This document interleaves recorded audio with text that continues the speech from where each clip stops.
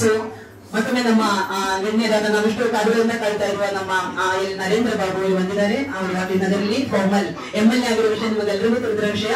ಅದ್ರ ಬಗ್ಗೆ ಅದರ ನಂತರ ಉತ್ತಮ ಚಲನಚಿತ್ರ ನಟರು ಸಹ. ಸೊ ಅವರು ಬರ್ತಾರೆ ಅಂತ ನನಗೆ ನಿರೀಕ್ಷೆ ಇಲ್ಲ. ಮಾತುಕತೆ ಬಂದಿದ್ದಾರೆ. ಸೊ ಅವರಿಗೆ ಎಲ್ಲರೂ ಸೇರಿ ಒಂದ್ಸಲ ಸ್ವಾಗತವನ್ನು ಬಯಸೋಣ. ಎಲ್ಲರೂ ಎದ್ದು ನಿಂತ್ಕೊಂಡು ಅವರಿಗೆ ಸ್ವಾಗತವನ್ನು ಬಯಸೋಣ.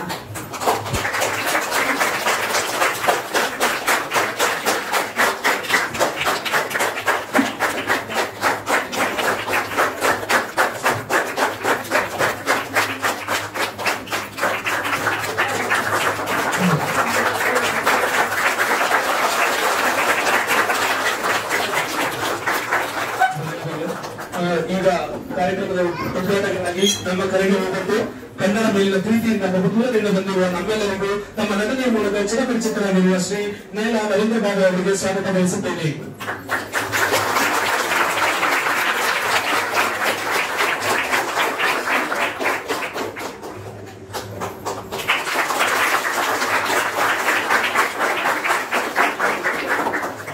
ದೀಪ ಎಂದರೆ ಜ್ಞಾನ. ಅಜ್ಞಾನ ನಮ್ಮಲ್ಲಿರುವ ಅಜ್ಞಾನ ಮತ್ತು ಅಂಧಕಾರದ ಕತ್ತಲೆಯನ್ನು ದೂರ ಮಾಡಿ ಜ್ಞಾನ ಎಂಬ ಜ್ಯೋತಿ ಬೆಳಗುವಂತೆ ಮಾಡುತ್ತದೆ. ಕಾರ್ಯಕ್ರಮ ಉದ್ಘಾಟಿಸಿದ ಶ್ರೀ ನೇಲಾ ನರೇಂದ್ರ ಬಾಬು ಅವರ ಒಂದು ಕಿರುಪರಿಚಯ.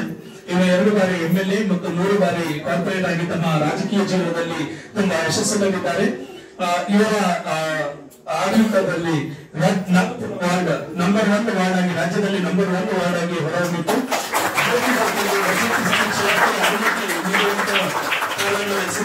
Automatic washing machine tender pass ಮಾಡಿದ್ದು ಕೂಡ ಇವರ ಲೀಡರ್ಶಿಪ್ ನಲ್ಲಿ ನಡೆದಿದೆ. ರಸ್ತೆ ಸಂಚಾರ ಸುಗಮ ಮಾಡಿಸಲು ಮೋದಿ ರಸ್ತೆಯ ಗ್ರೇಟ್ ಸೆಪರೇಟರ್ ಮಾಡಿಸಿದವರು ಶ್ರೀ ನೇಲಾ ನರೇಂದ್ರ ಬಾಬು ಅವರೇ. ಮತ್ತು ರಾಜ್ಕುಮಾರ್ ಕ್ರೀಡಾಂಗಣ ಮಕ್ಕಳಿಗಾಗಿ ಆಟ ಆಡೋದಕ್ಕೋಸ್ಕರ ಕ್ರೀಡಾಂಗಣ ಬೇಕು ಅಂತ ಒಂದು ಹೋರಾಟ ಸಮಿತಿ ರಚಿಸಿ ಅದಕ್ಕೆ ಅಧ್ಯಕ್ಷರಾಗಿ ಕೂಡ ಇವರು ಕೆಲಸ ಮಾಡಿದ್ದಾರೆ. ಬಡವರಿಗಾಗಿ ಬಹುಪಾಲದಲ್ಲಿ ಮನೆ ನಿರ್ಮಾಣ, ಕಸ ವಿಂಗಡಣೆ ಮಾಡುವುದರ ಬಗ್ಗೆ ಮೊದಲು ಜಾಗೃತಿ ಮೂಡಿಸಿದವರು ನಮ್ಮ ನೇಲಾ ನರೇಂದ್ರ ಬಾಬು ಅವರು ಅಂತ ಹೇಳೋದಕ್ಕೆ ನನಗೆ ಖುಷಿ ಆಗ್ತಿದೆ. ಸಾರ್ವಜನಿಕ ಶೌಚಾಲಯ ಒಂದು ಥಾಟ್ ಪ್ರಾಸೆಸ್ ನ ಮೊದಲು ಸ್ಟಾರ್ಟ್ ಮಾಡಿದ್ರು ನಮ್ಮ ನರೇಂದ್ರ ಬಾಬು ಅವರೇ. ಮತ್ತು ಇವರು ಒಬ್ಬ ಕೃಷ್ಣನ ಭಕ್ತ ಅಂತ ಹೇಳ್ಬೋದು. ತಮ್ಮ ಎಳೆ ವಯಸ್ಸನ್ನು ಯೂತಾಗಿದ್ದಾರೆ. ಇವರು 1800 ಕಿಲೋಮೀಟರ್ ಪಾದಯಾತ್ರೆ ಮಾಡಿದ್ದಾರೆ. ಬೆಳಗಾವಿನ ಲೋಂಡಾಯಿಂದ ಮಂಜೇಶ್ವರವರೆಗೂ ಪಾದಯಾತ್ರೆ ಮಾಡಿದ್ದಾರೆ ಅಂತ ಹೇಳೋದಕ್ಕೆ ಇಷ್ಟಪಡ್ತೀನಿ.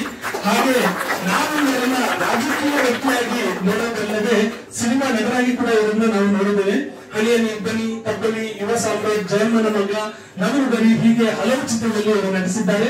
ಸೊ ಒಬ್ಬ ಕನ್ನಡ ಪ್ರೇಮಿಯಾಗಿ ಇವತ್ತು ನಮ್ಮ ಮುಂದೆ ಬಂದಿದ್ದಾರೆ. ಬಹಳ ಸಂತೋಷ ಆಗ್ತಾ ಇದೆ ನಮಗೆ. ಸರ್, ಸಭೆಯನ್ನು ಕುಳಿತುಕೊಂಡಾಗ ಮಾತಾಡ್ಬೇಕಂತ ನಾನು ಕೇಳ್ಕೊತಾ ಇದ್ದೀನಿ ಸರ್. ಎಲ್ಲರಿಗೂ ನಮಸ್ಕಾರ, ಶುಭೋದಯ, ಸುಪ್ರಭಾತ. ಬಹಳ ವರ್ಷಗಳ ನಂತರ ನಾನು ವೈಟ್ ಫೀಲ್ಡ್ ಒಳಗೆ ಬಂದಿದ್ದೆ.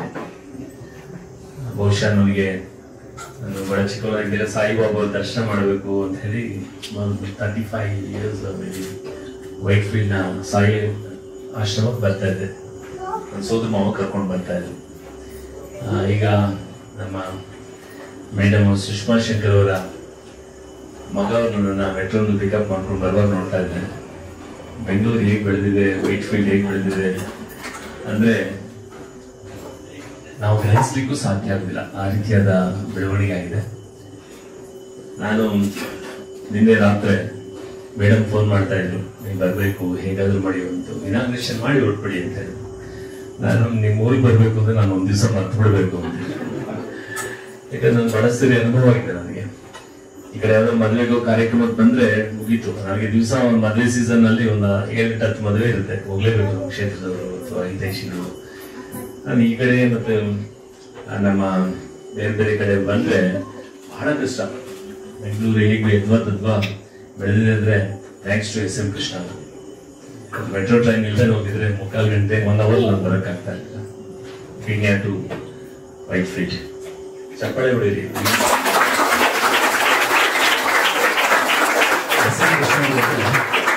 SM ಕೃಷ್ಣ ಗೊತ್ತಾ ಇಲ್ವಾ? ಏನಾಗಿದ್ರು ಅವರು? ಏನಾಗಿದೆ? ಮುಖ್ಯಮಂತ್ರಿ ಆಗಿದ್ದು, ವಿದೇಶಾಂಗ ಸಚಿವರು ಆಗಿದ್ದು ಕೇಂದ್ರದಲ್ಲಿ. Is the man who initiated metro train. It was the dream of Shankar Nag, ಅವತ್ತಿನ ಕನ್ನಡ ಚಲನಚಿತ್ರರಂಗದ ಒಬ್ಬ ಮಹಾನ್ ನಟ ಕೇವಲ ನಟನಾಗಿರದೆ ತನ್ನ ಊರು, ತನ್ನ ರಾಜ್ಯ ಹೇಗೆ ನಾವು ಉನ್ನತೀಕರಣ ಮಾಡ್ಬೋದು, ಬೆಂಗಳೂರಿನ ಸಾರಿಗೆ ಒತ್ತಡವನ್ನ, ನಾನು ಮೆಟ್ರೋಲ್ ಟ್ರಾವೆಲ್ ಮಾಡ್ತಾ, ನಾನು ಬಹಳ ದಿವಸ ಆಗಿದ್ದು ಮೆಟ್ರೋಲ್ ಬಂತು, ನನ್ನ ಡ್ರೈವರ್ಗೂ ಹೆಚ್ಚು ಕೆಲಸ ಕೊಟ್ಟಿದ್ದೆ. ರಾತ್ರಿ 12:30 ಮನೆಗೆ ಹೋದ. ನಮ್ಮ ಮನೆಯಿಂದ 15 ಕಿಲೋಮೀಟರ್ ಹೋಗ್ಬೇಕು ಅವನು, ಯೂನಿವರ್ಸಿಟಿಯಿಂದ ಆಚೆ. ಕೊನೆಗೆ ಅವ್ನಿಗೆ ನೀನು ಇವತ್ತು ನನ್ನ ಪಾಯಿಂಟ್ ಮಂತ್ರಿ ಮಾತ್ರ ಹೇಳ್ಕೊಳ್ತೀನಿ, ಅಲ್ಲಿ ಕಾರ್ ತಗೊಂಡು ಬಾ, ಇದು ಪ್ರೋಗ್ರಾಮ್ ಮುಗಿಸ್ಕೊಂಡು ಇಲ್ಲಿ ನೆಲಮಂಗಲ ಹೋಗ್ಬೇಕು ಗ್ರಾಜುಯೇಟ್ ಕಾನ್ಸ್ಟಿಟ್ಯೂನ್ಸಿ ಎಲೆಕ್ಷನ್ ಕ್ಯಾಂಪೇನ್ಗೆ ಅಂತ ಹೇಳಿ ಟೈಮ್ ಕೊಟ್ಟು, ಗ್ರೀನ್ ಪಾತ್ ಅಂತ ಇದೆ ಸೆಂಟ್ರಲ್ ಥಿಯೇಟರ್ ಹತ್ರ ಅಂತ ಆರ್ಗ್ಯಾನಿಕ್ ಸಂತೆ ನಡೆಯುತ್ತೆ, ಸಾವಯವ ಕೃಷಿ ಉತ್ಪನ್ನಗಳ ಸಂತೆ ನಡೆಯುತ್ತೆ, ಅಲ್ಲಿಗೆ ಹೋಗ್ಬೇಕು. ನಾನು ಒಬ್ಬನೇ ಬರಬೇಕು ಮೆಟ್ರೋ ಟ್ರೈನ್ ಅಂದ್ರೆ. ಬೆಳಿಗ್ಗೆ 4:15 ಫೋನ್ ಮಾಡಿದೆ, ನಮ್ಮ ಹುಡುಗ ಪುನೀತ ಅಂತ, ಅವ್ನು ಲಾ ಓದ್ತಾ ಇದ್ದಾನೆ, ಒಬ್ಬನೇ ಬರ್ಬೇಕಲ್ಲ. ಬೆಳಿಗ್ಗೆ ಫೋನ್ ಮಾಡಿದೆ, ಫೋನ್ ಎತ್ಕೊಂಡಿಲ್ಲ. ಆಮೇಲೆ 7 ಗಂಟೆಗೆ ಸಿಗ್ದ, ನಾನು ಬಂದ್ಬಿಡಪ್ಪ ಒಬ್ಬನೇ ಹೋಗ್ಬೇಕು ಅಂತ ಹೇಳಿ ಮೆಟ್ರೋ ಟ್ರೈನಲ್ಲಿ ಬೇರೆ ಹೋಗ್ಬೇಕು. ನಾನು ಮೆಟ್ರೋ ಟ್ರೈನ್ ನನ್ನ ಮಗನಿಗಿರೋ ಅಭ್ಯಾಸ ನನಗಿಲ್ಲ. ಮೆಟ್ರೋ ಟ್ರೈನಲ್ಲಿ ಟಿಕೆಟ್ ತಗೊಳ್ಳೋದು ಅದು ಇದೆಲ್ಲ ಅವನೇ ಆನ್ಲೈನ್ ಮಾಡಿದೆ, ಅಲ್ಲಿಂದ ಒಂದು ಆಟೋ ಇಟ್ಕೊಂಡೆ. ನಾನು ಯಾಕೆ ಹೇಳ್ತಾ ಇದ್ದೆ, ಬೆಂಗಳೂರು ನಗರದ ಜನಗಳ ಪ್ರತಿನಿತ್ಯ ಹೇಗಿರುತ್ತೆ ಬದುಕು. ಬಹುಶಃ ನಮ್ಮ ಊರು ನೆಲಮಂಗಲ, ನನ್ನ ಜನ್ಮಸ್ಥಳ. ನೆಲಮಂಗಲಕ್ಕೆ 15 ನಿಮಿಷಕ್ಕೆ ಹೋಗ್ಬಿಡ್ತೇನೆ, ಬಟ್ ಇಲ್ಲಿ ಬರ್ಬೇಕು 1.5 ಗಂಟೆ ಟೈಮ್ ಹಿಡಿತು. SRS ಟು ಮೆಜೆಸ್ಟಿಕ್ ಬರ್ಲಿಕ್ಕೆ ಸುಮಾರು 15 ನಿಮಿಷ ಹಿಡಿತು. ಅಲ್ಲಿಂದ ಇಲ್ಲಿ ಬರ್ಲಿಕ್ಕೆ 1 ಗಂಟೆ ಹಿಡಿತು. ಇಲ್ಲಿಂದ ಮತ್ತೆ ಇಲ್ಲಿ ಬರ್ಲಿಕ್ಕೆ 10 ನಿಮಿಷ 15 ನಿಮಿಷ ಹಿಡಿತು. ಸೊ ಇದು ನಮ್ಮ ಬೆಂಗಳೂರು. ಇವತ್ತು ವೇದಿಕೆ ಮೇಲಿರ್ತಕ್ಕಂಥ ಆರ್ ಶ್ರೀನಿವಾಸ್ ಅವರು, ಆರ್ಟ್ ಆಫ್ ಲಿವಿಂಗ್ ನ ಆಚಾರ್ಯರು, ಹಾಗೂ ನಮ್ಮ ಕೇಂದ್ರ ಸಾಹಿತ್ಯ ಅಕಾಡೆಮಿ ಪುರಸ್ಕೃತರಾದಂತಹ ಶ್ರೀ ಕೆ ಗಂಗಾನಂದ್ ಅವರು, ಹಾಗೂ ನಮ್ಮ ಪ್ರಾಂಶುಪಾಲರಾದ ಅಕ್ಷರಧಾಮ ಪದವಿ ಪೂರ್ವ ಕಾಲೇಜ್ ಕೋಲಾರ ರವಿಕುಮಾರ್ ಅವರು, ಹಾಗೂ ಸುಷ್ಮಾ ಶಂಕರ್ ಅವರು. ನಾನು ಬಹಳ ದಿವಸಗಳ ನಂತರ ರಂಗಶಂಕರ ಶಂಕರ್ ನಾಗ್ ಅವರ ಶ್ರೀಮತಿಯವರ ಹೆಂಡತಿಯವರು ಮಾಡಿರ್ತಕ್ಕಂಥ ರಂಗಶಂಕರದಲ್ಲಿ ಕಾರ್ಯಕ್ರಮಕ್ಕೆ ನಾಟಕ ನೋಡ್ಬೇಕು ಅಂತ ಹೋಗಿದ್ದೆ. ಅವಾಗ ಅಲ್ಲಿ ಸಿಕ್ಕಿದ್ರು, ಅಲ್ಲಿ ಹೋಗಿ ನನ್ನನ್ನ ಎದುರಾಕಿದ್ರು, ನೀವು ನಮ್ಮ ಕಾರ್ಯಕ್ರಮ ಬರ್ಬೇಕು. ನಾನು ಮಾತು ಕೊಟ್ಬಿಟ್ಟೆ, ನನ್ನ ಪಕ್ಕದಲ್ಲಿ ಇದೆಲ್ಲ ಹೋಗಿ ಬರ್ಕೊಳ್ಬೋದು ಅಂತ ಹೇಳಿ ಒಪ್ಕೊಂಡೆ. ಆಮೇಲೆ ಪ್ರೋಗ್ರಾಮ್ ಸರ್ ನೀವು ಈ ಟೈಮ್ ಬರ್ಬೋದಾ ಅಂತ. ಅಂದ್ರೆ ನಮ್ಗೆ ರೂಸೋ ಒಂದು ಮಾತು ಹೇಳ್ತಾನೆ, man is born free but everywhere in chains ಅಂತ. ಹಾಗೆ ನಮ್ಗೆ ನಾವು ಸಾರ್ವಜನಿಕ ಜೀವನದಲ್ಲಿ ಇರೋದು ಬಹಳ ಕಷ್ಟ. ನಾವು ಮಾತು ಕೊಟ್ಬಿಡ್ತೀವಿ, ಆಮೇಲೆ ಸಮಯ ಪಾಲನೆ ಮಾಡ್ಲಿಕ್ಕೆ ಆಗೋದಿಲ್ಲ ಅಂತ ಹೇಳಿಲ್ಲ. ಸರ್ ನೀವು ಹೇಗಾದ್ರೆ ಸರಿ ಬಂದು ಮುಗಿಯೋದೊಳಗೆ ಹೋಗಿ ಕಳ್ಸ್ಕೊಟ್ಬಿಡ್ತೀವಿ 5 ನಿಮಿಷಕ್ಕೆ ಅಂತ ಹೇಳಿದ್ರು. ಆಮೇಲೆ ತೊದಲು ನುಡಿ ಮ್ಯಾಗಝಿನ್ ಅನ್ನ ಕೊಟ್ಟು 11 ವರ್ಷ ಆಗಿದೆ. ಈ ಇದನ್ನ ನಿಜವಾಗ್ಲೂ ಬಹಳ ಖುಷಿ ಆಯ್ತು ನನಗೆ. ಯಾಕೆಂದ್ರೆ ನಮ್ಮ ಈ ನೆಲಕ್ಕೂ ಭಾಷೆಗೂ ಸಂಸ್ಕೃತಿಗೂ ಸಂಬಂಧ ಇದೆ, ಅವಿರ್ಭಾವ ಸಂಬಂಧ ಇದೆ. ತಾಯಿಗೂ ಮಗುಗೂ ಇದ್ದ ಸಂಬಂಧ ಭಾಷೆಗಿರ್ತದೆ, ಆ ನೆಲಕ್ಕಿರ್ತದೆ. ಕನ್ನಡ ಭಾಷೆ ಸುಂದರವಾದಂತ ಭಾಷೆ. ಕನ್ನಡ ಭಾಷೆ ಬಹುಶಃ ಹೇಳ್ತೇನೆ 2500 ವರ್ಷಕ್ಕೂ ಹೆಚ್ಚಿನ ಇತಿಹಾಸ ಇರ್ತಕ್ಕಂಥ ಭಾಷೆ. ಬಹುಶಃ ಈ ಭಾಷೆಯನ್ನ ಕಲಿತೇ ಇದ್ದವರು ಕರ್ನಾಟಕದಲ್ಲಿ ಇದ್ದು ನನ್ನ ಅದೃಷ್ಟರು. ಬಹುಶಃ ಇದು ಒಂದು ಅವಕಾಶ. ನನಗೆ ಅವ್ರಿಗೆ ಕೇಳಿದೆ ಡಾರ್ಜಿಲಿಂಗ್ ಅಂತ ಹೇಳ್ದ. ನನಗೆ ಡಾರ್ಜಿಲಿಂಗ್ ಅಂದ ತಕ್ಷಣ ನನಗೆ ಪೆನ್ ಫ್ರೆಂಡ್ ನೆನಪಾಯ್ತು. ನನಗೆ ನಾನು ಶಾಲೆಯಲ್ಲಿ ಓದೋದಿದ್ರೆ ನಮ್ಮ ಪೆನ್ ಫ್ರೆಂಡ್ ಅಲ್ಲಿ ಪರಿಚಯ ಇದ್ರು. ಅಲ್ಲಿನ ಭಾಷೆ, ಕಾರಣ ನಮ್ಮ ದೇಶನೇ ಒಂದು ವಿಶೇಷವಾದಂಥ ದೇಶ. ಒಂದು ಧಾರ್ಮಿಕವಾಗಿ, ಸಾಂಸ್ಕೃತಿಕವಾಗಿ ಮತ್ತು ವಿಶೇಷವಾದ ಒಂದೊಂದು 500 ಕಿಲೋಮೀಟರ್ಗೂ ಒಂದೊಂದು ಭಾಷೆ ಇದೆ, ಒಂದು ಸಂಸ್ಕೃತಿ ಇದೆ. ಅಡಿಗೆ, ದಿನವು ಅಡಿಗೆ, ಉಡುಗೆ, ತೊಡಿಗೆ ಇವೆಲ್ಲ ವಿಭಿನ್ನವಾಗಿರ್ತಕ್ಕಂಥದ್ದು. ನಾವು ಬಹುಶಃ ಇಲ್ಲಿ ಬೇಸಿಗೆ ಶಿಬಿರ ನಡೆದಿದೆ, ಪೋಷಕರು ಬಂದಿದ್ದೀರಾ, ಪೇರೆಂಟ್ಸ್. ನಾನು ಸಹ ಬೇಸಿಗೆ ಶಿಬಿರವನ್ನ ಮಕ್ಳಿಗೆ ಮಾಡ್ತೇನೆ. ಶಿಬಿರದ ಹೆಸರೇ ಮಜಾ ಅಂತ. ಮಜಾ ಅಂದ್ರೆ ಮಕ್ಕಳು, ಜಾ ಅಂದ್ರೆ ಜಾಗೃತಿ. ಮಜಾ ಅನ್ನೋ ಹೆಸರು ಮಜಾ ಇದ್ರು ಒಳಗಡೆ ಮಕ್ಕಳಿಗೆ ಒಳಗಡೆ ಸುಖವಾಗಿರ್ತಕ್ಕಂಥ ಪ್ರತಿಭೆಗಳನ್ನ ಹೊರಹೊಮ್ಮಿಸ್ಲಿಕ್ಕೆ ಅದೊಂದು ಸುಂದರವಾದ ವೇದಿಕೆಯನ್ನ ಮಾಡಿ ನಾನು ಅದನ್ನ ನಡೆಸ್ಕೊಂಡು ಬಂದೆ. ಅಲ್ಲಿರುವಂತಹ ಮಕ್ಕಳು ಸುಮಾರು 25 ವರ್ಷಗಳಿಂದ ನನ್ನ ಕ್ಷೇತ್ರದಲ್ಲಿ ಮಾಡ್ಕೊಂಡು ಬಂದೆ. ಕಳೆದ 4-5 ವರ್ಷಗಳಿಂದ ನನ್ನ ತಮ್ಮ ಒಬ್ಬ ಆಗವಾದ ಕಾರಣ ನನ್ನ ಮುಂದುವರಿಸ್ಲಿಕ್ಕೆ ಆಗ್ಲಿಲ್ಲ. ಮಕ್ಕಳಿದ್ದೀರಾ, ಮಕ್ಕಳಿಗೆಲ್ಲ ಕೆಲವರು ರಸವಾಗ್ತಾ ಇರ್ಬೋದು, ಕೆಲವರು ಭಾನುವಾರ ಬೇರೆ. ಬಹುಶಃ ಏನೇನು ಯಾರ್ಯಾರ ಬೇಡಿಕೆ ಏನಿದೆಯೋ, ಯಾರ್ಯಾರ ತುಂಗಲಗಳೇನಿದೆಯೋ, ಮನಸ್ಸಲ್ಲಿ ಏನೇನು ಓಡಾಡ್ತಿದೆಯೋ ಗೊತ್ತಿಲ್ಲ. ಖಂಡಿತವಾಗ್ಲೂ ಇದೊಂದು ಸುಂದರವಾದ ಒಂದು ಮಂಟಪ ಇದೆ ನೋಡಿ. ನಾನು ಯಾವಾಗ್ಲೂ ಹೇಳ್ತಾ ಇದ್ದೀನಿ, ಯಾರೇ ಆಗ್ಲಿ ಬಹುಶಃ ಅವ್ರ ಮಾತೃಭಾಷೆ ಯಾವುದೇ ಆಗಿರ್ಲಿ, ಮಾತೃಭಾಷೆ ತಮಿಳ್ ಇರ್ಬೋದು, ಕನ್ನಡ ಇರ್ಬೋದು, ಮಲಯಾಳಂ ಇರ್ಬೋದು, ಉರ್ದು ಇರ್ಬೋದು, ಅಥವಾ ಏನೇ ಇರ್ಬೋದು. ನನ್ನ ಮಾತಾಡಲ್ಲ, ನೀವು ಮಾತಾಡ್ತೀರ, ನೀವು ಮಾತಾಡಿದ್ರೆ ನಾನು ಮಾತು ತಿಳಿಸ್ಬಿಡ್ತೇನೆ. ಕೇಳ್ತಾ ಇದೆಯಾ? ಅರ್ಥ ಆಗ್ತಾ ಇದೆಯಾ? ಅರ್ಥ ಆಗ್ತಾ ಇಲ್ವಾ? ಈ ಕಡೆ ಕಿವಿ ಇಟ್ಕೊಂಡ್ರೆ ಅರ್ಥ ಮಾಡಿಸ್ತೇನೆ ನಾನು. ಓಕೆ, ನೀವು 3 ಜನ. ಸೊ ಬಹಳ ಸುಂದರವಾದಂತ ಬೇಸಿಗೆ ಶಿಬಿರಗಳು ತುಂಬಾ ಮುಖ್ಯ. ಮತ್ತು ನಮ್ಮ ಕವಿಗಳನ್ನ ಅವರ ಪುಸ್ತಕಗಳನ್ನ ಸಂಗ್ರಹ ಮಾಡೋದು ಇದು ನಿಜವಾಗ್ಲೂ ನನಗೆ ಸ್ಫೂರ್ತಿಯನ್ನ ಕೊಟ್ಟಿದೆ. ಬಹಳ ಖುಷಿ ಆಗುತ್ತೆ. ನಮ್ಗೆ ಇದ್ದ ತಾಯಿ ಯಾರೇ ಇರ್ಬೋದು, ಸಾಕ್ ತಾಯಿ ಬಹಳ ಮುಖ್ಯ. ನಮ್ಮ ಮಾತೃಭಾಷೆ ಯಾವುದೇ ಇರ್ಬೋದು, ಆದ್ರೆ ಆಶ್ರಯ ಕೊಟ್ಟಿದ್ದಾರೆ, ಬರುವಾಗ ಕೇಳಿಸ್ಕೊಂಡು ಆಶ್ರಯ ಕೊಟ್ಟಿರ್ತಕ್ಕಂಥ, ನಮ್ಮ ಬದುಕನ್ನು ಕೊಟ್ಟಿರ್ತಕ್ಕಂಥ, ನಮ್ಮ ಜೀವನವನ್ನು ಕಟ್ಟಿಕೊಟ್ಟಿರ್ತಕ್ಕಂತಹ, ನನ್ನ ಪ್ರೀತಿಯಿಂದ ನೋಡಿರ್ತಕ್ಕಂತಹ ಭಾಷೆ ಕನ್ನಡ ಭಾಷೆ, ಕನ್ನಡ ನೆಲ, ಈ ಕರ್ನಾಟಕ. ಅದಕ್ಕೆ ಹೇಳುದು ಇದ್ದ ತಾಯಿಗಿಂತ ಸಾಕು ತಾಯಿ ಬಹಳ ಮುಖ್ಯ ಅಂತ ಹೇಳಿ. ಬಹುಶಃ ಇಲ್ಲಿರ್ತಕ್ಕಂಥವ್ರ ಮನೆ ಭಾಷೆಗಳು ಯಾವ್ಯಾವ ಇದೆಯೋ ಗೊತ್ತಿಲ್ಲ. ನಾನು ಯಾವಾಗ್ಲೂ ಹೇಳ್ತಾ ಇರ್ತೇನೆ, ನಾವು ತಮಿಳ್ನಾಡಿಗೆ ಹೋಗಿ ಎಲ್ಲ ಸೆಟ್ಲ್ ಆದ್ರೆ ತಮಿಳ್ ಕಲೀಲೇಬೇಕು. ಕೇರಳದಲ್ಲಿ ತ್ರಿವೇಂದ್ರಮಲ್ಲೋ ಅಥವಾ ಎರ್ನಾಕುಲಮಲ್ಲೋ ಹೋದ್ರೆ ಅಲ್ಲಿ ಮಲಯಾಳಂ ಕಲೀಲೇಬೇಕು. ಏನೋ ಒಂದು 4-5 ವರ್ಷ ಹೋಗಿ ಬಂದ್ಬಿಡೋದ್ರಲ್ಲಿ ಪರವಾಗಿಲ್ಲ. ಆದ್ರೆ ನಾವು ಅಲ್ಲೇ ಹೋಗಿ ಬದುಕನ್ನು ರೂಪಿಸ್ಕೊಳ್ತೀವಿ ಅಂದ್ರೆ ಅದು ಆ ಭಾಷೆಯನ್ನ ಕಲಿಬೇಕು. ಆ ಭಾಷೆ ತೊದಲು ನುಡಿ ಅಂತಕ್ಕಂಥ ಒಂದು ಮ್ಯಾಗಝೈನ್ ಅನ್ನ ರನ್ ಮಾಡ್ತಾ ಇದ್ದಾರೆ ಅಂದ್ರೆ ನಿಜವಲ್ಲೂ ಅದು 11 ವರ್ಷ ಅಂದ್ರೆ ಸುಲಭ ಅಲ್ಲ. ಯಾಕಂದ್ರೆ ನಾನು ಒಂದು ಮ್ಯಾಗಝೈನ್ ರನ್ ಮಾಡ್ತಾ ಇದ್ದೆ, ಕಾರಂಜಿ ಅಂತೇಳಿ, ಫೌಂಟೇನ್ ಅಂತ ಇಂಗ್ಲಿಷ್ ಅಲ್ಲಿ ಹೇಳ್ತಾರೆ, ಕಾರಂಜಿ ಅಂತೇಳಿ. ಹಾಗೆ ಅದಕ್ಕೆ ನಮ್ಮ ಕನ್ನಡದ ಕವಿ ಹೇಳ್ತಾನೆ, ನನ್ನಲ್ಲಿ 3ನೇ ಕ್ಲಾಸ್ ಓದ್ತಾ ಇರೋ ಹುಡುಗ ಇದ್ದಾನೆ, ನನ್ನ ನಾದಿ ಮಗ. ಅವನು ನಿನ್ನೆ ಬರಿತಾ ಇದ್ದ, ಅವನು ಬರೆದು ಬೋರ್ಡ್ ಇದೆ, ಬೋರ್ಡಲ್ಲಿ ಬರಿತಾ ಇದ್ದ, ಕನ್ನಡಕ್ಕೆ ಹೋರಾಡು ಕನ್ನಡದ ಕಂದ, ಕನ್ನಡವ ಕಾಪಾಡು ನನ್ನ ಆನಂದ, ಜೋಗುಳದ ಹರಕೆಯದು ಮರೆಯದಿರು ಚಿನ್ನ, ಮರೆತೆಯಾದರೆ ನೀ ಮರೆತಂತೆ ನನ್ನ ಅಂತೇಳಿ. ಆ ಕವಿಗಳು ಬರೆದಿರೋದು ನೋಡಿ, ಕನ್ನಡಕ್ಕೆ ಹೋರಾಡು ಕನ್ನಡದ ಕಂದ, ಕನ್ನಡವ ಕಾಪಾಡು ನನ್ನ ಆನಂದ, ಜೋಗುಳದ ಹರಕೆಯದು ಮರೆಯದಿರು ಚಿನ್ನ, ಮರೆತೆಯಾದರೆ ಮರೆತಂತೆ ನನ್ನ. ಕನ್ನಡಕ್ಕೆ ಹೋರಾಡು ಮರಾಠಿ ಕಂದ ಅಂತ ಹೇಳಿಲ್ಲ, ಕನ್ನಡಕ್ಕೆ ಹೋರಾಡು ತಮಿಳು ಕಂದ ಅಂತ ಹೇಳಿಲ್ಲ. ನಿನ್ನ ಅಮ್ಮನ್ನ, ನಿನ್ನ ತಾಯಿಯನ್ನ, ನಿನ್ನ ಭಾಷೆಯನ್ನ, ಈ ನೆಲವನ್ನ ಪ್ರೀತಿಸೋದು ನಿನ್ ಕರ್ತವ್ಯ ಕಣೋ. ನಿನ್ ತಾಯಿ ಅರ್ಕಲ್ ಸೀರೆ ಉಟ್ಕೊಂಡಿದ್ರೆ ನಿನ್ ಮರೆ ಭಾಷೆದಲ್ಲ, ನೀನ್ ಇನ್ಯಾವೋ ಪ್ರೀತಿಸೋದಲ್ಲ. ಆ ತಾಯಿ ಅರ್ಕಲ್ ಸೀರೆ ಉಟ್ಕೊಂಡು ತಾಯಿನೇ. ಆ ಕವಿಗಳು ಕೊಟ್ಟಿರ್ತಕ್ಕಂಥದ್ದು ಇದು ಬಹಳ ಮುಖ್ಯ. ನಾನು ಯಾವಾಗ್ಲೂ ಹೇಳ್ತೇನೆ, ಸಂಬಂಧಗಳು ರಾಜ್ಯಗಳ ಬಗ್ಗೆ. ಯಾಕಂದ್ರೆ ನಮ್ಮ ದೇಶದಲ್ಲಿ ಕಾಶ್ಮೀರದಿಂದ ಕನ್ಯಾಕುಮಾರಿವರೆಗೂ ವೈವಿಧ್ಯವಾದಂತಹ ಒಂದು ರಾಜ್ಯದ ಒಂದೊಂದು ಭಾಷೆ, ರಾಜ್ಯದಲ್ಲಿ ಬೇರೆ ಬೇರೆ ಉಪಭಾಷೆಗಳು. ಆ ಭಾಷೆಗಳನ್ನ ನಾವು ಇದೊಂದು ಅವಕಾಶ. ಬಹುಶಃ ತೊದಲು ನುಡಿಯ ಮ್ಯಾಗಝೈನ್ ಒಂದು ಪಾಕ್ಷಿಕ ಅಲ್ಲಮ್ಮ, ಅಥವಾ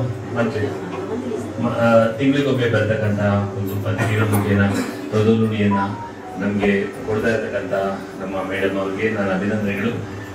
ನಮ್ಮದ ಅವರು ಮಾತು ಹೇಳಿದೆ, ಕನ್ನಡ ಎಂಬುದು ನಮ್ಮ ಜೀವನದ ಪಥ, ಎಳೆಯುತ್ತಿದ್ದೇವೆ ನಾವು ಕನ್ನಡಾಂಬೆಯ ರಥ.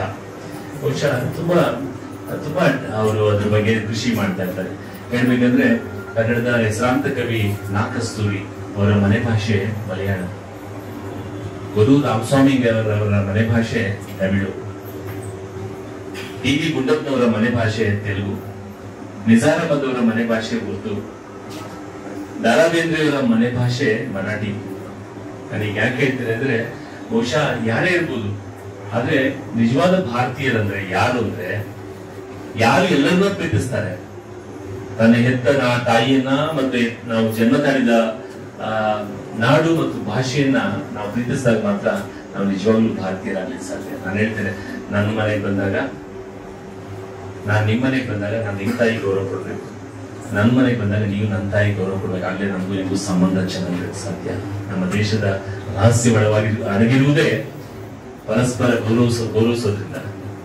ಎಂತ ರಿಚ್ ಒಂದು ಶ್ರೀಮಂತವಾಗಿರ್ತಕ್ಕಂಥ ಭಾಷೆಗಳು, ಮಲಯಾಳಂ ಆಗ್ಲಿ, ತಮಿಳ್ ಆಗ್ಲಿ, ದ್ರಾವಿಡ ಭಾಷೆಗಳಾಗ್ಲಿ, ಯಾವುದೇ ಆಗ್ಲಿ, ಇವನ್ನ ನಾವು ಉಳಿಸ್ಕೊಂಡು ಬೆಳೆಸ್ಕೊಂಡಲ್ಲ. ಇವತ್ತು ದುರಂತ ಅಂತ ಹೇಳಿದ್ರೆ ಅದೆಲ್ಲ ಪರ್ಸೆಂಟೇಜು, ಇಂಜಿನಿಯರಿಂಗು, ಮೆಡಿಕಲ್ ಈಗ ಅನ್ಕೊಂಡು ಕೊನೆಗೆ ಮಕ್ಕಳಿಗೆ ತಮ್ಮ ಭಾಷೆನೂ ಮರಿತಾ ಇದ್ದಾರೆ, ಸಂಸ್ಕೃತಿನೂ ಮರಿತಾ ಇದ್ದಾರೆ, ಜೀವನದ ಕೌಶಲ್ಯಗಳನ್ನು ಸಹ ಮೈಗೂಡಿಸ್ಕೊಳ್ತಾ ಇಲ್ಲ. ಇದರ ದುರಂತ ಏನಂದ್ರೆ, ಮಕ್ಕಳು ಚೆನ್ನಾಗಿ ರ್ಯಾಂಕ್ ತಗೊಂಡಿರ್ತಾರೆ, ಒಳ್ಳೆ ಮಾರ್ಕ್ಸ್ ತಗೊಂಡಿರ್ತಾರೆ, ಅಬ್ರಾಡ್ ಹೋಗ್ತಕ್ಕಂಥ ಅವಕಾಶ ಸಿಗುತ್ತೆ.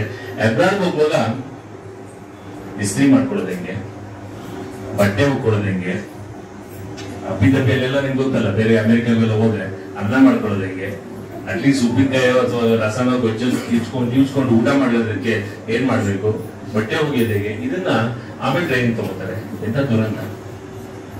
ನಾನು ಮೊನ್ನೆ ಸೋಷಿಯಲ್ ಮೀಡಿಯಾ ನೋಡಿದೆ, 6-7 ವರ್ಷದ ಮಕ್ಕಳಿಗೆ ಚೈನಾ ದೇಶದಲ್ಲಿ ಅಡಿಗೆ ಮಾಡೋದ್ರಿಂದ ಹಿಡಿದು, ಹೌಸ್ ಕೀಪಿಂಗ್ ಇಂದ ಹಿಡಿದು ಅದನ್ನ ಅವರೇ ಮಾಡ್ತಾ ಇದ್ದಾರೆ. ಬಹುಶಃ ನೀವು ನೋಡಿರ್ಬೋದು ಸಾಮಾಜಿಕ ತಾಣಗಳಲ್ಲಿ ಬಂದಿರತಕ್ಕಂಥದ್ದು. ಬಹುಶಃ ಇವೆಲ್ಲ ಅವಶ್ಯಕವಾಗಿ ಬೇಕಾಗಿದೆ. ನಾನು ಮಕ್ಕಳಲ್ಲಿ ಜಾಗೃತಿ ಮೂಡಿಸ್ಬೇಕು. ನಡೆಯೋದನ್ನ ಹೇಳ್ಕೊಡ್ಬೋದು ಅಷ್ಟೇ, ಓಡೋದು ನಾವು ಹೇಳ್ಕೊಡೋ ಅಗತ್ಯ ಇಲ್ಲ. ಪ್ರಜಾಪ್ರಭುತ್ವದಲ್ಲಿ, ಡೆಮೋಕ್ರಸಿನಲ್ಲಿ eternal vigilance is the essence of democracy ಅಂತ ಹೇಳ್ತಾರೆ. ಪ್ರಜಾಪ್ರಭುತ್ವದಲ್ಲಿ ಜನಜಾಗೃತವಾಗಿರ್ತಕ್ಕಂಥದ್ದೇ ಬಹಳ ಮುಖ್ಯ. ಯಾಕಂದ್ರೆ ನಾನು 3 ಬಾರಿ ಬೆಂಗಳೂರು ಮಹಾನಗರ ಪಾಲಿಕೆ ಸದಸ್ಯನಾಗಿದ್ದೇನೆ. 2 ಬಾರಿ ಶಾಸನ ಸಭೆಯಲ್ಲಿ ಶಾಸಕನಾಗಿ ಕೆಲಸ ಮಾಡಿದ್ದೇನೆ. 6 ಬಾರಿ ಚುನಾವಣೆ ವಿಧಾನಸಭೆಗೆ ನಿಂತಿದ್ದೇನೆ. 2 ಬಾರಿ ಗೆದ್ದಿದ್ದೇನೆ, 4 ಬಾರಿ ಸೋತಿದ್ದೇನೆ. ನಾನು ಯಾವಾಗ್ಲೂ ಹೇಳ್ತಾ ಇದ್ದಿದ್ದಂದ್ರೆ ಜನಗಳ ಜಾಗೃತಿಗೊಳಿಸ್ಬೇಕು. ಯಾವಾಗ್ಲೂ ನಮ್ಮ ಮನೆ ಕಸ ನಮ್ಮ ಪಕ್ಕದ ಮನೆಯವ್ರು ಬಂದು ಕಸ ಹೊಡಿಯಕ್ಕಾಗಲ್ಲ. ನಮ್ಮ ಮನೆ ಕಸ ನಾವೇ ಗುಡಿಸ್ಬೇಕು, ನಾವೇ ಕ್ಲೀನ್ ಆಗಿರ್ಬೇಕು. House keeping. ಒಂದ್ ದಿವಸ ಮನೆ ಅಡಿಗೆಯವರು ಕೆಲಸದವರು ಬರ್ಲಿಲ್ಲ ಅಂದ್ರೆ ಮನೆಗಳಲ್ಲಿ ಏನಾಗ್ತಾ ಇರುತ್ತೆ ನಾನು ನೋಡಿದ್ದೀನಿ. ದೊಡ್ಡದಾಗಿ ಮನೆ ಕಟ್ಬಿಟ್ಟಿರ್ತೀವಿ, 1 ರೂಮ್ 2 ರೂಮ್ ಗುಡಿಸೋಕೆ ಸೊಂಟ ನೋವು ಬರುತ್ತೆ. ಹೊಸಕ್ಕಂತೂ ಸಾಧ್ಯನೇ ಇಲ್ಲ. ಎಲ್ಲ ಗ್ರೂಪ್ ಸ್ಟೇಕ್ ಇದು ಬಂದ್ಬಿಟ್ಟಿದೆ. ಅಂದ್ರೆ ನಾವು ನೈಜತೆಯಿಂದ ಬದುಕಿನ ಸಹಜ ಬದುಕಿನಿಂದ ಹೀಗೆ ಅಸಹಜತೆಗೆ ಹೋಗ್ತಾ ಇದ್ದೇವೆ ಅಂತಕ್ಕಂಥ ಉದಾಹರಣೆ ಕೊಟ್ಟೆ. ಬಹುಶಃ ಈ ಒಂದು ಸಂದರ್ಭದಲ್ಲಿ ನಿಮ್ಮ ಬೇಸಿಗೆ ಶಿಬಿರ ಬಹುಶಃ ಇಲ್ಲಿ ಭಾಗವಹಿಸಿರ್ತಕ್ಕಂಥ ಎಲ್ಲರಿಗೂ ನಾನು ಅಭಿನಂದನೆ ಹೇಳ್ತೇನೆ. All beautiful journey. ನಿಮ್ಮ ಅಕಾಡೆಮಿಕ್ ಸ್ಟಡೀಸ್ ನ ಹೊರತುಪಡಿಸಿ ಮಕ್ಕಳಿಗೆ ಕೌಶಲ್ಯಗಳನ್ನ ವಿವಿಧ ಯೋಗ ಇರ್ಬೋದು, ಧ್ಯಾನ ಇರ್ಬೋದು, ಅಥವಾ ಬೇರೆ ಬೇರೆ ಆರ್ಟ್ ಪೇಂಟಿಂಗ್ ಇರ್ಬೋದು, ಅಥವಾ ಕರಾಟೆ ಇರ್ಬೋದು, ಅಥವಾ ಡ್ಯಾನ್ಸ್ ಇರ್ಬೋದು, ಮ್ಯೂಸಿಕ್ ಇರ್ಬೋದು, ಫೋಕ್ ಡ್ಯಾನ್ಸ್ ಇರ್ಬೋದು, ಅಥವಾ ಬೇರೆ ಬೇರೆ ಇನ್ಸ್ಟ್ರೂಮೆಂಟಲ್ ಮ್ಯೂಸಿಕ್ ಇರ್ಬೋದು, ಎಲ್ಲವನ್ನ ಕಲಿಲಿಕ್ಕೆ ಅವಕಾಶ. ನನಗೆ ಗೊತ್ತು ಎಷ್ಟು ಪ್ರೆಷರ್ ಇರ್ತದೆ ಮಕ್ಕಳಿಗೆ, ತಂದೆ ತಾಯಿನ ವಿಶೇಷವಾಗಿ ತಾಯಿಯಂದರಿಗೆ. ಇವತ್ತು ಇಂಥ ಬೇಸಿಗೆ ಶಿಬಿರದಲ್ಲಿ ಆಗ್ತಕ್ಕಂಥ ಬಿತ್ತನೆ, sowing A seed of such art, ಈ ಕಲೆಗಳನ್ನ ಬಿತ್ತನೆ ಮಾಡಿದ್ರೆ ಎಲ್ಲೋ ದೊಡ್ಡವರಾಗ್ತಾ ಬೆಳೀತಾ ಹೋಗುತ್ತೆ. ನನ್ಗೆ ಇವತ್ತು ನೆನಪಿದೆ. I recall my childhood memories. ನನ್ನ ಬಾಲ್ಯದ ನೆನಪುಗಳನ್ನು ಮೆಲುಕಾಕಲಿಕ್ಕೆ ಬಯಸ್ತೇನೆ. ನಾನು ಪ್ರತಿ ಬುಧವಾರ ಮೈಸೂರು ಜಿಲ್ಲೆ ಆವತ್ತು, ಇವತ್ತು ಚಾಮರಾಜನಗರ ಜಿಲ್ಲೆ ಕೊಳ್ಳೇಗಾಲ ಅಂತ ಇದೆ, ಮಾದೇಶ್ವರ ಬೆಟ್ಟಕ್ಕೆ ಹೋಗೋ ರಸ್ತೆ. ನನ್ನ ಬಾಲ್ಯ ಕಳೆದಿದ್ದು ನಾನು ಅಲ್ಲಿ. ಒಬ್ಬ ಅಮೆರಿಕದ ಒಬ್ಬ ಲೇಡಿ, ಶ್ರೀಕೃಷ್ಣ ಒಂದು ಕ್ರೈಸ್ತ ಮಿಷನರಿಗೆ ಸೇರಿದಂತ ಒಬ್ಬ ಲೇಡಿ ಅಲ್ಲಿ ಪ್ರತಿ ವೆಡ್ನೆಸ್ಡೇ ಹಾಬಿ ಕ್ಲಬ್ ಅಂತ ಮಕ್ಕಳಿಗೆ ನಡೆಸ್ತಾ ಇದ್ರು. ಹಾಬಿ ಕ್ಲಬ್ ಅಲ್ಲಿ ಎಷ್ಟು ಚೆನ್ನಾಗಿರ್ತಿತ್ತು ಅಂದ್ರೆ ಅಲ್ಲಿ ಒಂದು ಈ ತರ ಒಂದು 50 ತರ ಆಟಿಕೆಗಳು ಇರ್ತಾ ಇತ್ತು. ಆಟ ಆಡೋದು ಮನೇಲಿ ಏನ್ ಕೊಂಡ್ಕೊಂಡಿರಲ್ಲ ಅಥವಾ ಇರೋದಿಲ್ಲ, ಆಟಿಕೆಗಳು ತಗೊಳೋದು, ಆಟ ಆಡೋದು, ಆಮೇಲೆ ಒಂದು ಸಿನಿಮಾ ತೋರಿಸೋದು. ವರ್ಷಕ್ಕೊಂದ್ಸರಿ ಹಬ್ಬದ ದಿವಸ ಒಂದು ಗಿಫ್ಟ್ ಕೊಡೋರು, ಒಂದ್ ಜೊತೆ ಬಟ್ಟೆ ಕೊಡೋರು, ಒಂದು ಪೇರ್ ಬಟ್ಟೆ. ಅವ್ರು ಸ್ಟ್ಯಾಂಪ್ ಕಲೆಕ್ಷನ್ ಮಾಡ್ತಾ ಇದ್ರು childhood, philately, coins collection. So ಅವ್ರನ್ನ ಅದು ಎಷ್ಟು ಅಡಿಕ್ಟ್ ಆಗಿತ್ತು ಅಂತ ಹೇಳಿದ್ರೆ ಎವ್ರಿ ವೆನ್ಸ್ಡೇ ನಾವು ಅಲ್ಲಿ ಹೋಗ್ಬೇಕು. ನಮ್ಮ ದೇವಸ್ಥಾನ ಈ ರೀತಿ ಆಗ್ಬೇಕು. ಟೆಂಪಲ್ಸ್ ದೊಡ್ಡವರು ಯಾಕೆ ಚಿಕ್ಕ ಮಕ್ಕಳು ಬರೋದಿಲ್ಲ ಅಂದ್ರೆ ದೇವಸ್ಥಾನಗಳಿಗೆ ಕಾರಣ ಏನಂದ್ರೆ ಅಲ್ಲಿ ಆಕರ್ಷಣೆ ಇಲ್ಲ. ನಾವು ಇಸ್ಕಾನ್ ಹೋಗ್ತೇವೆ, ಆರ್ಟ್ ಆಫ್ ಲಿವಿಂಗ್ ಹೋಗ್ತೇವೆ. ಆರ್ಟ್ ಆಫ್ ಲಿವಿಂಗ್ ಪ್ರತಿನಿಧಿಗಳಿದ್ದಾರೆ, ಜಗ್ಗಿ ವಾಸುದೇವ ಇದಕ್ಕೆ ಹೋಗ್ತಾರೆ, ಯಂಗ್ಸ್ಟರ್ಸ್ ಯಾಕೆ ಹೋಗ್ತಾರೆ? ಅವರಿಗೆ ಆ ಫ್ರೀಕ್ವೆನ್ಸಿಗೆ ಬೇಕಾಗಿ ನಾವು ಟ್ಯೂನ್ ಅಪ್ ಮಾಡಿ ಆ ದಾರಿ ಹಿಡಿಯೋದಕ್ಕೆ ಎಲ್ಲ ಸಹಕಾರಿ ಆಗ್ತದೆ ಅಂತಕ್ಕಂಥ ಮಾತನ್ನು ಹೇಳ್ತಾ ಬಹುಶಃ ಹೆಚ್ಚು ಮಾತನಾಡಿದ್ರೆ. ಆದ್ರೂ ನಾನು ನಿಮ್ಮೆಲ್ಲರಿಗೂ ಅಭಿನಂದನೆ ಹೇಳಿ ನಿರಂತರ ಸಂಪರ್ಕಗಳನ್ನ ಒಂದೇ ಒಂದು ನನ್ನ ರಿಕ್ವೆಸ್ಟ್ ಇದೆ. ನಾನೊಂದು ಮೂವ್ಮೆಂಟ್ ಶುರು ಮಾಡಿದ್ದೇನೆ. ನೀವೆಲ್ಲ ಬೆಂಗಳೂರಿನ ನಾಗರಿಕರು ತಾನೆ, ಈ ದೇಶದ ಪ್ರಜೆಗಳು ತಾನೆ. ಕೇವಲ ವೋಟ್ ಹಾಕಿ ಸುಮ್ಮನೆ ಆಗಿರೋದಿಲ್ಲ, ನಿಮ್ ಜವಾಬ್ದಾರಿ ಇದೆ. ಪ್ರಪಂಚದಲ್ಲಿ ಅಥವಾ ಆ ದೇಶದಲ್ಲಿ ಒಂದು ಮಾತಿದೆ, ಪ್ರಪಂಚದ ಎಲ್ಲ ದುರಂತಗಳಿಗೆ ಇದು ಕೆಟ್ಟ ಜನ ಅಲ್ಲ ಅಂತ ಕಾರಣ, ಸಾತ್ವಿಕರು ಜನಗಳ ಕಾರಣ. ಇಂಗ್ಲಿಷ್ ಅಲ್ಲಿ ಹೇಳ್ತಾರೆ, for all the disasters in this world, it is not the violence of the bad people, violence of the bad people, it's the silence of the good people.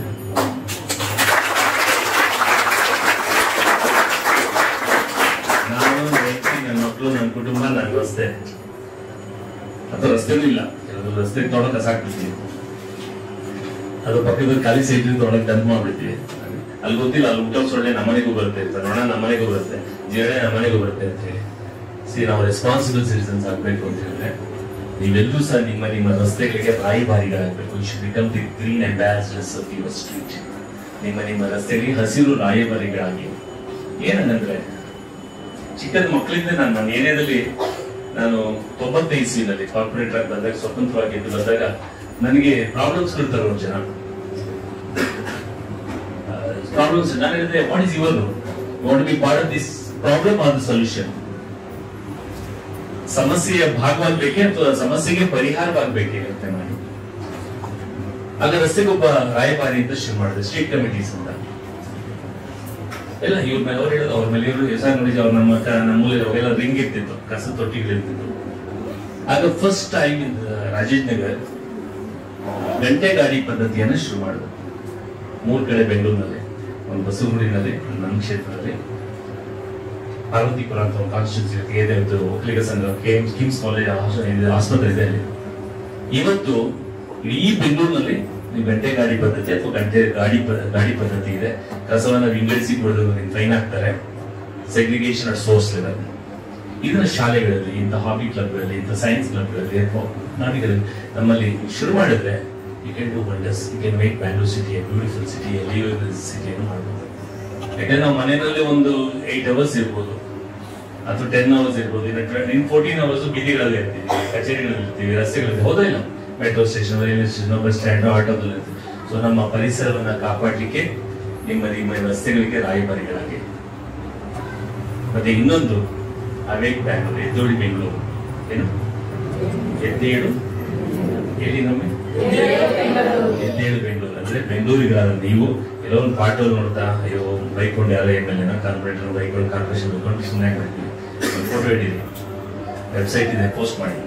Dash location ಅಲ್ಲಿ ಇಷ್ಟು ಇದೆ, footpath ಸರಿ ಇಲ್ಲ, photo ಹಿಡೀರಿ, post ಮಾಡಿ. ಅಷ್ಟು ಮಾಡೋಕ್ಕಾಗಲ್ವಾ? ನಾವು Facebook ಅಲ್ಲಿ post ಮಾಡ್ತಿರ್ತೀವಿ, ವಾಟ್ಸಪ್ ಅಲ್ಲಿ ಶೇರ್ ಮಾಡ್ತಿರ್ತೀವಿ. ಹೌದಾ ಇಲ್ಲ? What is our roll? ಅವಾಗ ಏನಾಗುತ್ತೆ? ಯಾವಾಗ ಜನರಲ್ಲಿ ಜಾಗೃತಿ ಬರ್ತದೆ, ಆಟೋಮೆಟಿಕ್ ಸಿಸ್ಟಮ್ ಅಲ್ಲಿ ಜನಗಳಿಗೆ ಟ್ಯಾಕ್ಸ್ ಕಟ್ತಾರೆ, ಸುಮ್ಮನೆ ಬಿಡೋದಿಲ್ಲ, ಜಾಡಿಸ್ತಾರೆ. ಸಾಮಾಜಿಕದ ಒಂದು ಗ್ರೂಪೇ ಮಾಡಿದ್ದೇವೆ. ನನ್ನ ನಂಬರ್ ಬೇಕಾದ್ರೆ ನೋಟ್ ಮಾಡ್ಕೊಳ್ಳಿ. ಯಾರ್ಯಾರು ಆಸಕ್ತಿ ಇದೆಯೋ ಹೇಳ್ತೇನೆ, ಪೆನ್ನು ಪೇಪರ್ ಬರ್ಕೊಳ್ಳಿ, ಇಲ್ಲ ಮಸ್ಕದಲ್ಲಿ ಪುಸ್ತಕದಲ್ಲಿ ಬರ್ಕೊಳ್ಳಿ. 9845186673 9845186673 ಬರ್ಕೊಂಡ್ರ ಎಲ್ಲ. ಇನ್ನು ಒಂಥರ ಗಟ್ಟಿಯಾಗಿದ್ದೀರ, ಓಪನ್ ಅಪ್ ಆಗಿಲ್ಲ. 9845186673. ನನ್ನ ಹೆಸರು ನರೇಂದ್ರ ಬಾಬು. ಕನ್ನಡದಲ್ಲಿ ನೇಲ ನರೇಂದ್ರ ಬಾಬು ಅಂತ. ನೇ ಅಂದ್ರೆ ನೆಲಮಂಗಲ ನನ್ನ ಜನ್ಮಸ್ಥಳ, ಲಾ ಅಂದ್ರೆ ಲಕ್ಷ್ಮಣ್ ಅಂತ ನನ್ನ ತಂದೆ ಹೆಸರು. ನೇಲ ನರೇಂದ್ರ ಬಾಬು, XMLA, ಬ್ಯಾಂಗ್ಳೂರು. ಪೋಸ್ಟ್ ಬಂದ್ಬಿಡುತ್ತೆ 58 ಅಂತ ಹಾಕಿದೆ. ಸೊ ಇಷ್ಟು ಮಾತುಗಳನ್ನು ಹೇಳ್ತಾ ನಿಮ್ಮೆಲ್ಲರಿಗೂ ನಾನು ಅಭಿನಂದನೆಗಳನ್ನು ಹೇಳಿ, ಯಾರ್ಯಾರು ಬೇಸಿಗೆ ಶಿಬಿರದಲ್ಲಿ ಭಾಗವಹಿಸಿದ ಮಕ್ಕಳು ಒಂದಿಬ್ರು ಮಾತುಗಳನ್ನ ಕೇಳಿ ನಾನು ಇಲ್ಲಿಂದ ಹೊರಡ್ಲಿಕ್ಕೆ ಅನುಮತಿಯನ್ನ ಕೊಡಬೇಕು ಅಂತ ಹೇಳ್ತಾ ನನ್ನ ಮಾತಿಗೆ ವಿರಾಮ ಕೊಡ್ತೇನೆ. ಎಲ್ಲರಿಗೂ ಮತ್ತೊಮ್ಮೆ ನಮಸ್ಕಾರ.